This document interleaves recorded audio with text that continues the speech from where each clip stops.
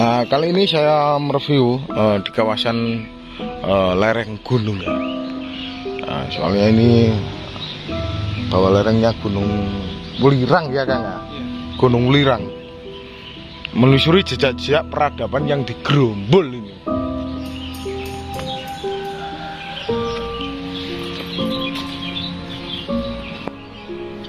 Nah, ini gerombolnya.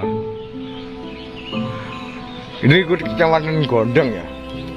Itu Kecamatan Gondang, Kabupaten Mojokerto, Jawa Timur.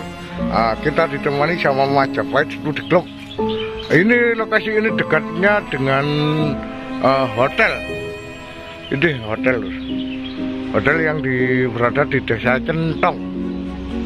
Dusun mana Kang? Dusun Jedong. Dusun Jedong. Di sini kita mendapati sebuah punden keramat di Dusun Jedong, Desa Centong, Kecamatan Gondang, Kabupaten Mojokerto, Jawa Timur.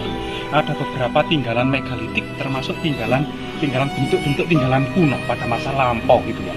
Di sini dirawat oleh warga dengan sebuah naungan yang permanen terbuat dari tervalum ya. Jadi kita coba tawasul dulu Mbak ya.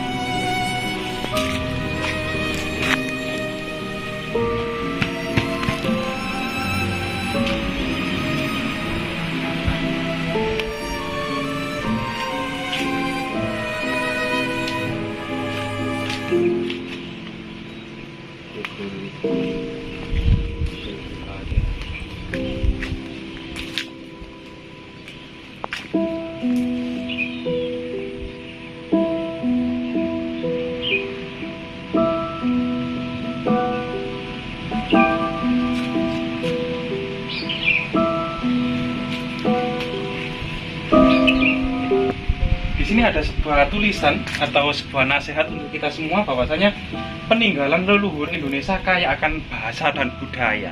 Jadi memang kita merupakan mata rantai ya dari leluhur kita yang sudah meratakan peradaban ini sehingga kita kemudian tinggal menjalaninya dengan rata, sudah enak menjalaninya.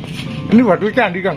Ya. Di batu nisan itu. Ya, ini bentuk-bentuk batu alam semacam menhir gitu ya. Semacam menhir untuk nisan ini. Memang nisan itu juga berasal dari kata, kalau nisan itu memang bahasa Persia gitu ya. Sedangkan bahasa Arabnya sahid, sedangkan bahasa Jawa itu mengenalnya dengan maesan. Jadi maesan itu murni dari kosakata asli Jawa, maesan, yang artinya maesi atau memaesi atau paesan ya, paesan. Orang itu kalau pengantin itu dipaesi wajahnya, dia dipaesi atau maesan, memaesi yaitu memberikan apa namanya?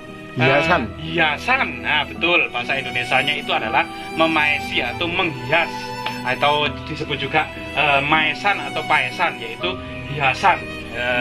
Kosakata diambil dari situ. Tetenger. Nah, bahasa umumnya itu adalah tetenger. Nah, tetenger. Nah, ini kayak batu yang berpahat gitu loh, Lur. Nah, Ini Kang. Nah, di sini memang di atas dari bentuk-bentuk maesan yang menhir dalam bentuk kecil ini ada sebuah lumpang batu yang ditaruh di atasnya, seakan-akan seperti kemudian batu berkuluk gitu Mbak ya. Iya. Batu apa namanya, bertopi gitu ya. Iya, bertopi. Bertekes. Ini menggunakan batu lumpang kecil. Batu lumpang kecil ini memiliki arti persajian pada masa kuno. Jadi suatu bentuk atau wadah yang digunakan untuk sarana persajian pada masa kuno.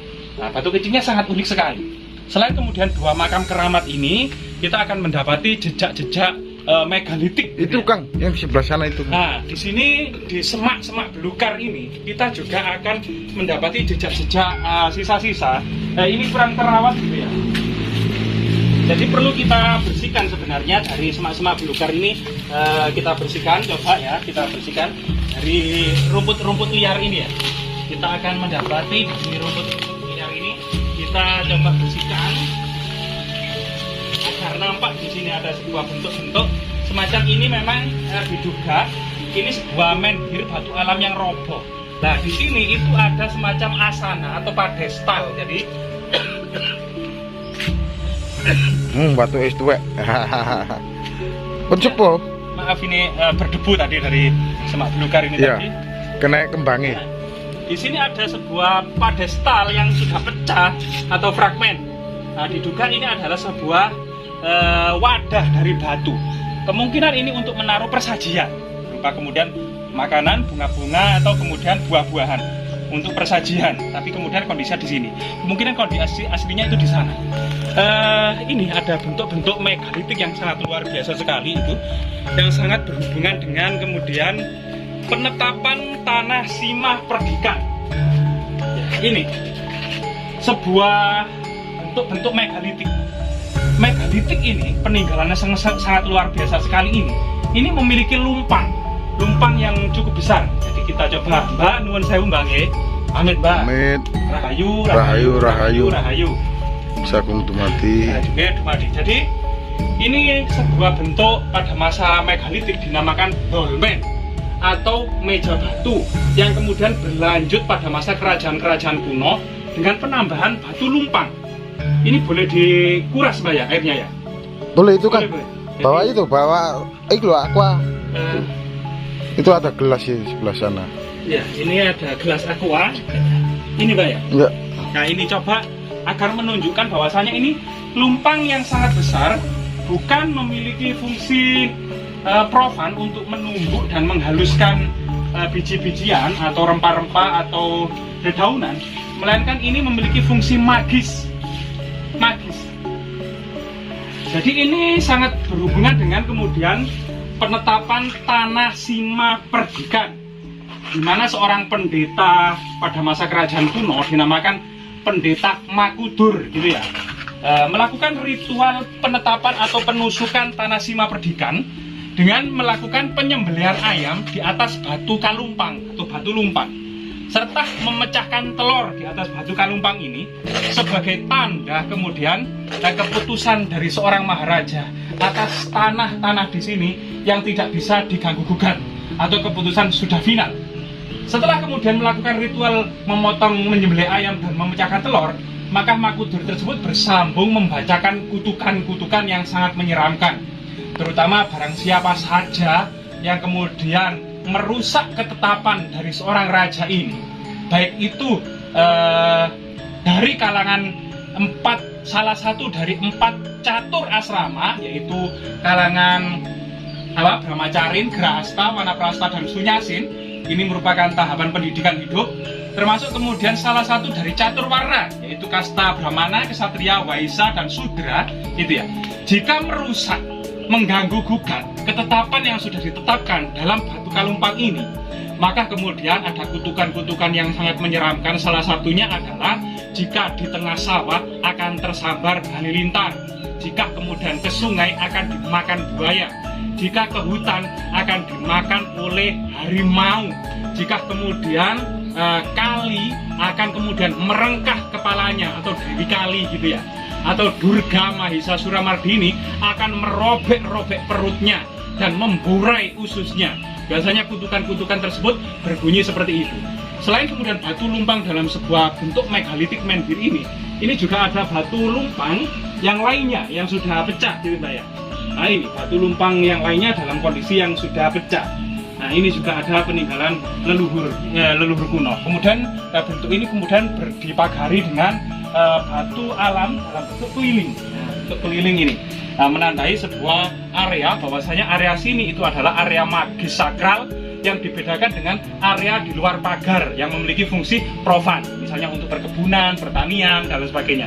Sedangkan di area sini dianggap memiliki area suci atau area magis atau area dalam, gitu, area dalam. Nah, hal-hal seperti ini sampai saat ini terjadi akulturasi, meskipun kemudian agama Islam berkembang saat ini itu bentuk-bentuk kemudian persajian, pemujaan, termasuk kemudian pembuatan takiran, ini masih kita dapati. Batu yang sangat luar biasa sekali ini sebelum dikeram, gitu, juga bersambung dengan dolmen, meja batu dalam keadaan kecil yang diduga di sini itu memang tempat untuk menaruh sesaji pada masa kebudayaan kuno. Kemudian di sini kita akan mendapati jejak-jejak persajian. Jadi ada sebuah takiran yang terbuat dari daun pisang. Takiran besar ini sebagai wadah, kemudian bersambung dengan takiran-takiran kecil. Jadi takiran kecil yang ada di dalamnya di sini. Nah, takiran-takiran kecil ini kemudian berisi makanan-makanan kecil, bunga-bunga, kemudian koin, beberapa wewangian, termasuk kemudian ada bumbu-bumbu rempah-rempah. Ini juga menjadi salah satu persajian yang di dalam kemudian takiran ini. Memang takiran ini merupakan peninggalan kebudayaan asli Nusantara sebelum pengaruh agama Hindu-Buddha yang cukup masif, terutama pada keluarga kerajaan gitu ya. Di desa-desa, takiran dan peradaban megalitik batu besar ini masih berlangsung, sehingga kemudian disebut dan dibedakan dengan agama Hindu-Buddha. Jika agama Hindu Kasaiwan, Hindu Siwa itu di bawah naungan Dharmadaksa Kasaiwan, yaitu pejabat tinggi urusan agama Hindu. Jika agama Buddha di bawah Dharmadaksa Kasoghatan, yaitu pejabat tinggi urusan agama Buddha. Sedangkan bentuk-bentuk megalitik, animisme, dinamisme, peradaban batu besar atau agama-agama asli Nusantara ini juga dinaungi pada masa kerajaan Majapahit, pada masa kerajaan kuno disebut agama Kabuyutan di bawah naungan Menteri Haji atau pejabat tinggi agama untuk urusan agama Kabuyutan. Itu bentuk-bentuk animisme, dinamisme. Luar biasa sekali. Jadi peradaban-peradaban seperti ini itu tidak hanya memiliki fungsi magis dan spiritual saja, tapi merupakan sebuah mata rantai sebelumnya, jauh masa lampau, 3000 sampai 1500 sebelum Masehi, 500 sebelum Masehi atau sebelum Masehi. Itu adalah masyarakat kita itu sudah mengenal berbagai macam ilmu pengetahuan, termasuk sistem religi, agama, astronomi, perbintangan, bahasa, dan lain sebagainya, termasuk ilmu pengetahuan, mata pencarian, dan sistem pertanian yang sudah tidak berpindah-pindah lagi.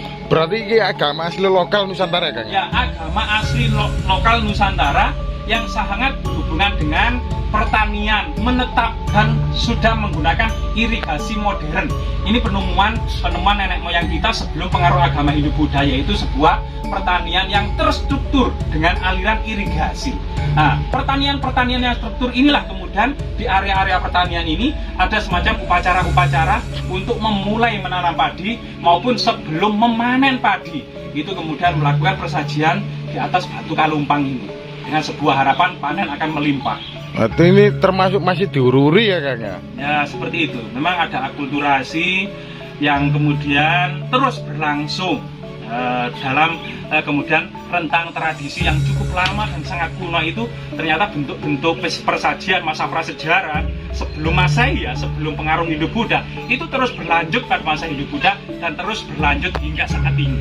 Betul, keterangannya Kang Ega, Majapahit Studi Club. Jangan lupa untuk subscribe dan juga like, comment, share ya di channelnya Majapahit Studi Club atau Study Club ya Kang. Ya, sangat apa Kang? Ya, Majapahit Study Club sangat anu gitu lur. Lokasi ini ternyata dekatnya dengan jalan raya dan juga arah yang menuju ke sisi dari kecamatan atau desa ya Pandan ya Kang. Ya. Pandan berbatasan langsung dengan kecamatan Pacet ini Kut Gondang lur. Ini Kut Gondang, Desa Centong, kecamatan Gondang, Mojokerto, Jawa Timur. Nah, ini ada Plak Boden. Ini dekatnya hotel. Kita nggak tahu namanya hotelnya. Ternyata di sini di kawasan ini ada jejak-jejak peradaban, terutama zaman megalitik, iya Kang? Ya, megalitik. Akhir kata, Rahayu, salam budaya. Jas merah. Jangan sekali-kali melupakan sejarah.